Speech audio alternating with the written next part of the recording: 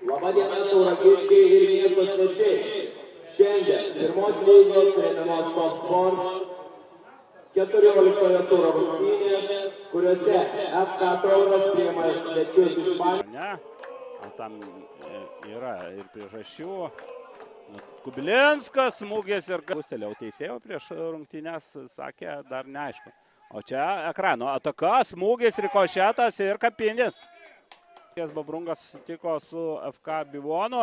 Čia pavojinga situacija. Eduardo smūgis ir šalia vartų skrieja kamuolių kaip ir Minė. Račenka. Trijonis, pavojinga situacija ir nepataiko į vartus Mantas Pikčiūnas. Čia buvo gerai. Švengė kamuolio lietimo. Čia Paulius Trijonis prie baudos aikštelės. Joje perdavimas ir turi būti įvartis. Taip ir yra. Taip ir yra, na, šitą ataką tikrai, na, taip ir turėjau baigtis, nes labai geroj situacijoje buvo atsidūręs Maratas Krasikovas. Turėjau ir laiko pasižiūrėti, laiko susistabdyti kamuoliui ir pavagė kamuolį iš varžovo, perdavimas Pikčiūnui. Pikčiūnas ir kaip geras perdavimas į kairę, pavojinga situacija, Sidas Mačaitis kamuolį iškumščiuoja, bet ataka tęsiasi ir rezultatas tampa 1-1. 1-1 ir čia jau džiaugsmo. Vėl perdavimas į baudos aikštelę, Dusevičius.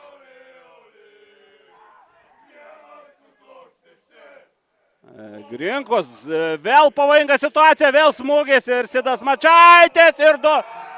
O, ne, dėja, užfiksavo imti kamuolį rankas Sidas Mačaitis, o čia vėl pavojinga situacija ir antrasis įvartis turėtų kristi, nepataik. Kairien, geras perdavimas ir vėl 21 numeris smūgis, Sidas Mačaitis ir Paulius. Kad tęsi Eduardo gali smūgiuoti, tą ir daro Eduardo, tačiau Panevėžietis, bet ten yra Paulius Trijonis. Bando stabdyti į Kuodis, geras perdavimas ir kamuolys vėl skrieja. Gali būti ekrano kontrataka, puikis kairien, smūgis vienu lietimu, bet tiesiai tarp dviejų tauro gynėjų. Bet akivaizdu, kad šis 21 numeris yra sunkiai norom, žiūrim į tai, kas gali pasirodyti aikštėje. Dar vienas 21 numerio Račenka atrodė, kad gali smūgiuoti, Pikčiūnas krenta ir smūgis šalia vartų.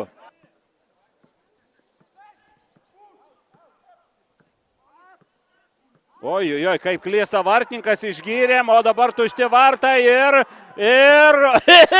įvarčio nėra, Eduardo vis tik tai siunčia kamuolį į vartus.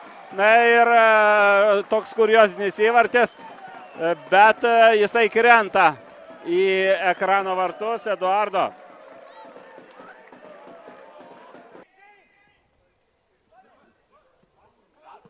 Ir čia dar vienas epizodas, Račenkos smūgį reaguoja ekrano vartininkas, o Eduardo Tauras nelengvai, tačiau įveikė Panevėžio ekraną. 2-1 tokia pergalė po sunkios kovos.